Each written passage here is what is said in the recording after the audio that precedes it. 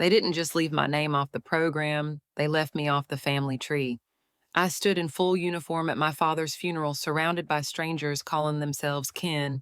My name wasn't in the obituary. No one saved me a seat, not even a glance from my mother, not even a nod from my brother.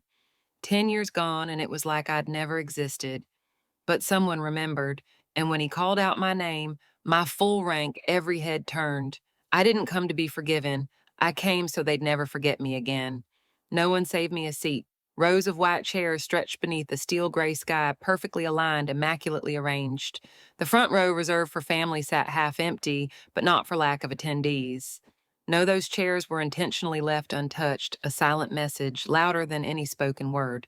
I stood behind the last row in full uniform, wind biting through my coat, watching as the man they loved more than truth was laid to rest. There was a placard on one of the chairs, Richard Cole, devoted father to Brian. That was it, no beloved husband, no survived by daughter, just Brian, the golden son, the heir to the Cole legacy. And me, I was nothing, less than nothing, not a single photo, no mention, no pause for the daughter who once carried his name into battle. 10 years, 10 years since I walked out of this world of curated dinner parties and calculated smiles. I didn't expect applause, but I didn't expect erasure. I scanned the crowd. Brian stood at the podium, voice polished, charisma rehearsed. Our mother, Diana Cole, sat still as stone, a white funeral program held delicately between gloved fingers. Her lips didn't move. Her eyes didn't shift, like I was a shadow passing behind tinted glass. So I turned to leave. No scene, no drama. That's the way they preferred it, silent exits. I had taken enough of those to know the choreography by heart. Then I heard them. Footsteps, not rushed, not uncertain. Deliberate, sharp. Boots struck pavement with precision as a figure in full military dress approached from the back. He marched directly toward the front, past rows of guests, now murmuring eyes tracking. He stopped 5 feet from me. "Lieutenant Colonel Alexis Cole," he said firmly. Then he saluted. "Present, ma'am." A hush fell like a curtain. Brian's voice faltered mid-sentence. A camera flash went off. My mother's fingers twitched barely. I didn't smile. I didn't blink. I only stepped forward. Every boot fall echoed. I passed the very people who'd edited me.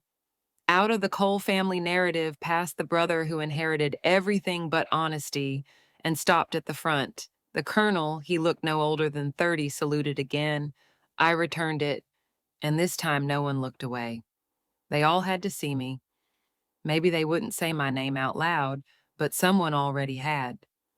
The last time my mother spoke to me, she said, "You chose combat boots over heels. Don't expect a place at this table." I had laughed back then nervously like it was a joke, but she wasn't joking.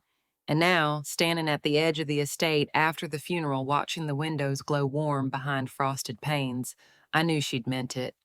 My window, the one that used to be mine, was dark.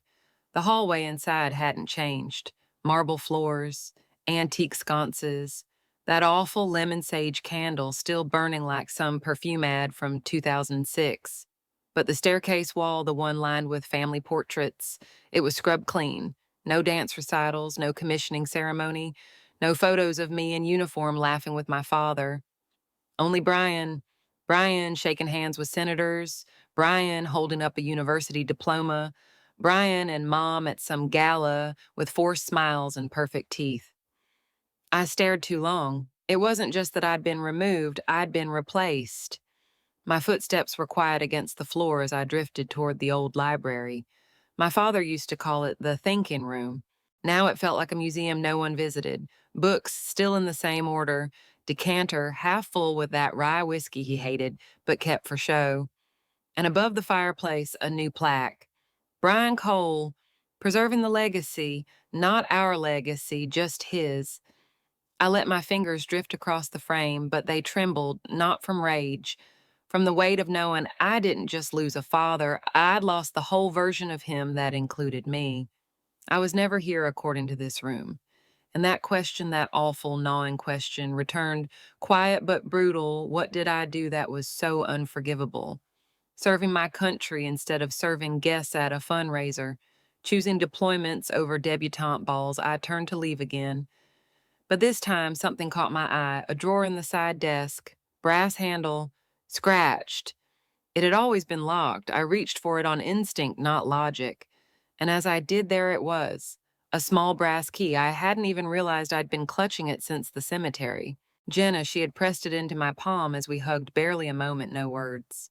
Her eyes darted around like she was smuggling classified intel. The lock turned with a soft click. Inside a bundle of letters tied with navy ribbon, my name on every envelope. My heart stopped. I couldn't breathe. The first was dated 2010, one letter for each year. No stamps, no smudges, never sent, just sealed and hidden. I didn't open the first letter right away.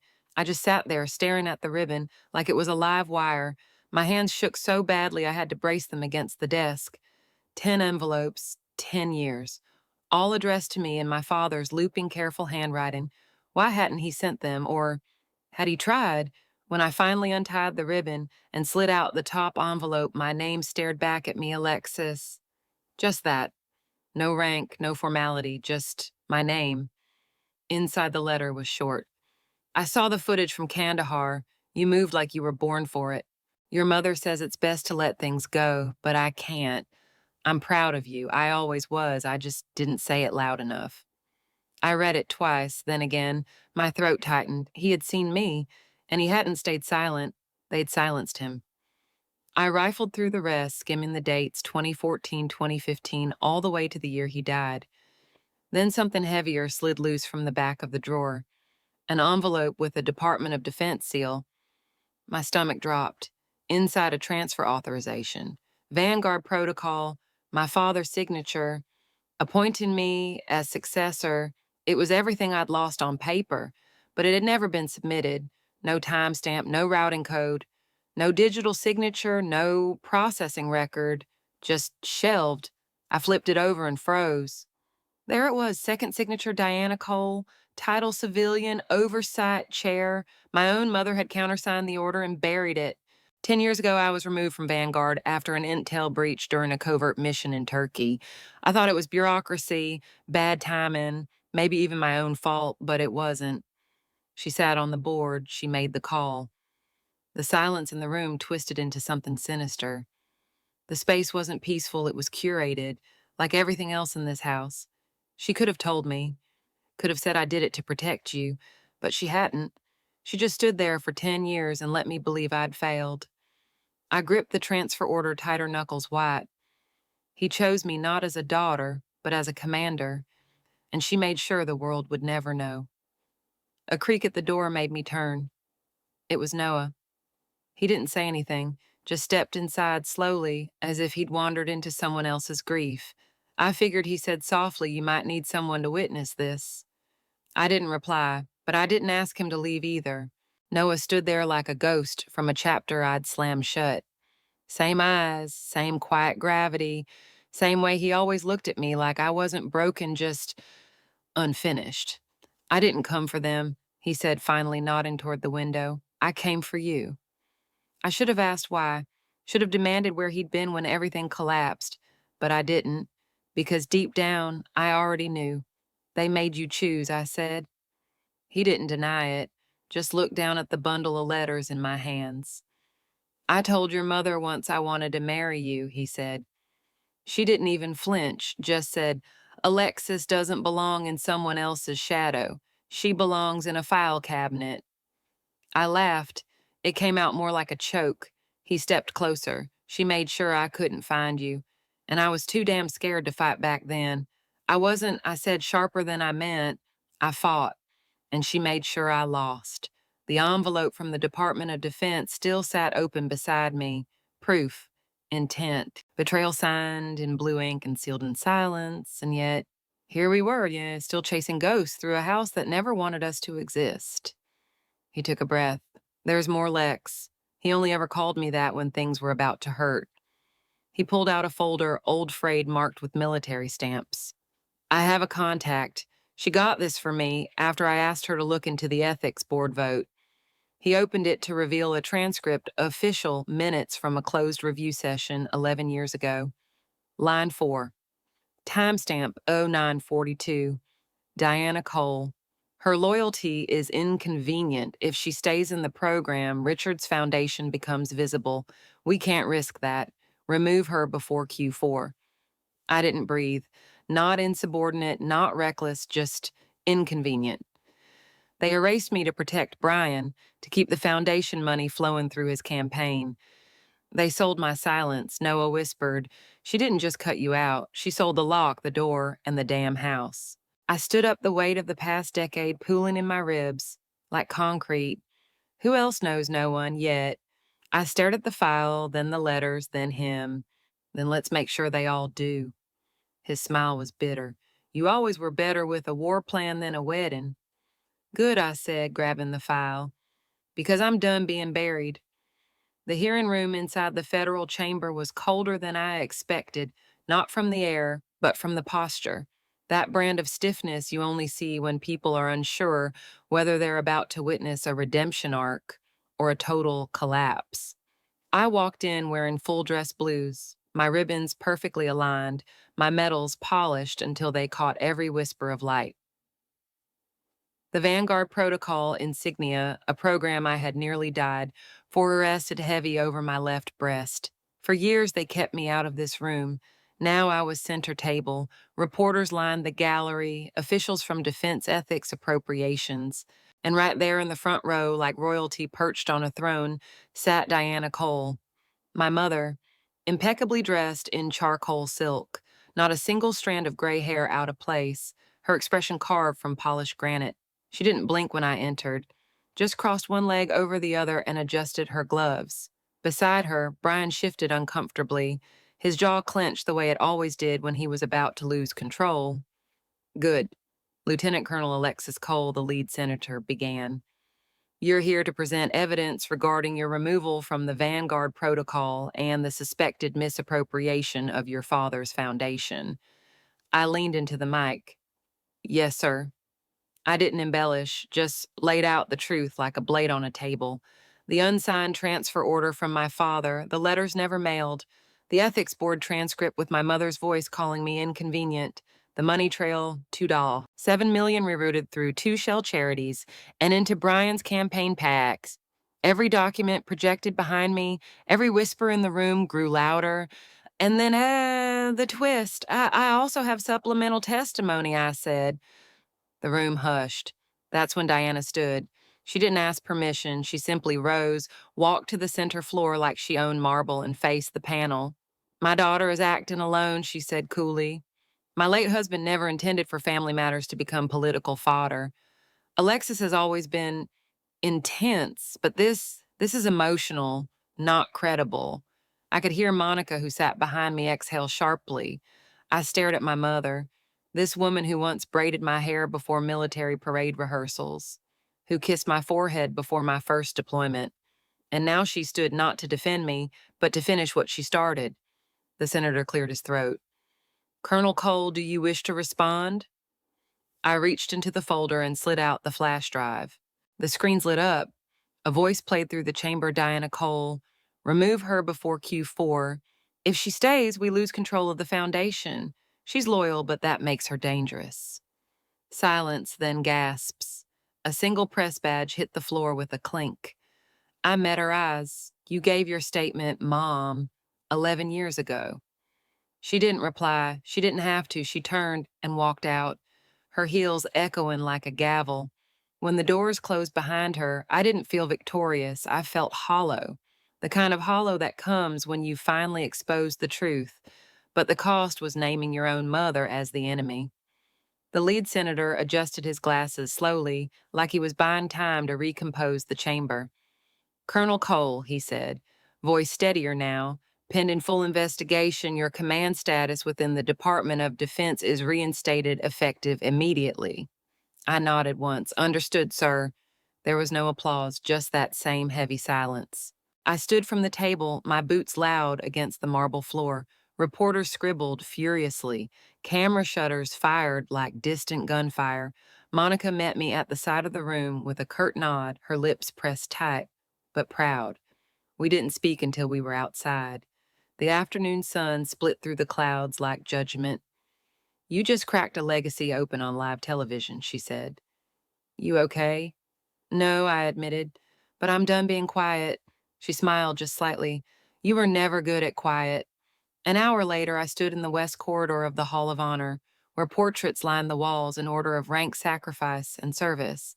Until today, my image had never graced them. But now it did. There, between two bronze frames, hung a new portrait, one of my father and me from 25 years ago. I was 10, standing at attention in an oversized uniform jacket. He was laughing. We looked like equals. Below it, Lieutenant Colonel Alexis Cole, daughter, officer, truth bearer. I traced the edge of the frame with my fingers, grounding myself in something real. Then I heard footsteps, light ones, hesitant. Lex, Jenna. She held a small wooden box in both hands, wrapped in an old field scarf. Her eyes were rimmed red, but steady. Dad kept this, found it buried in one of his locked cabinets. I think, I think it was always meant for you. I opened the box slowly.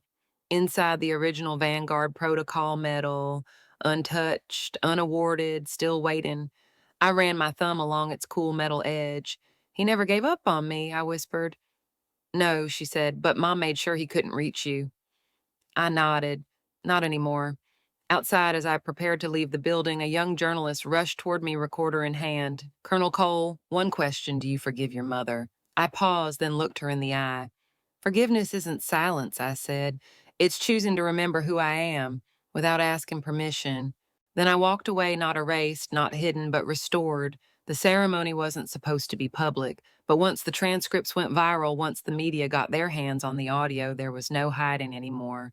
The Department of Defense decided to make my reinstatement symbolic, historic even, a statement that no name could be buried without consequence. So I stood at the Pentagon's main rotunda, the stars and stripes unfurled behind me, a sea of uniforms, and press lining the chairs. My name, once stripped from every honor roll and archive, now engraved in polished stone on the wall behind me. Permanent. As the announcer read my title aloud, I didn't smile, I didn't cry, I simply stood taller. By authority of the United States Department of Defense, he declared, we hereby reinstate Lieutenant Colonel Alexis Cole with full honors designation and recognition of service rendered without compromise. A quiet ripple of applause broke out, not thunderous, just real. Monica stood in the back, her arms crossed, eyes glinting like steel. Jenna, tucked behind a marble column, held her phone against her chest, as if afraid the moment might vanish. Noah stood beside the archway, hands in his pockets, expression unreadable but present. He'd never promised more than that. And for now, present was enough. I stepped up to the podium. The lights were hot, my voice steady. I wasn't supposed to speak today, I began. But silence has never served me well. A pause, a breath. They thought fading me out would make me give up. That if they stripped my name from enough documents, enough photo frames, enough memories, I'd stop existing. But they forgot something. I looked across the crowd. Not for my mother, she wasn't here. Not for Brian, he'd gone silent ever since the hearing. I wasn't looking for them anymore. This isn't just about me, I continued.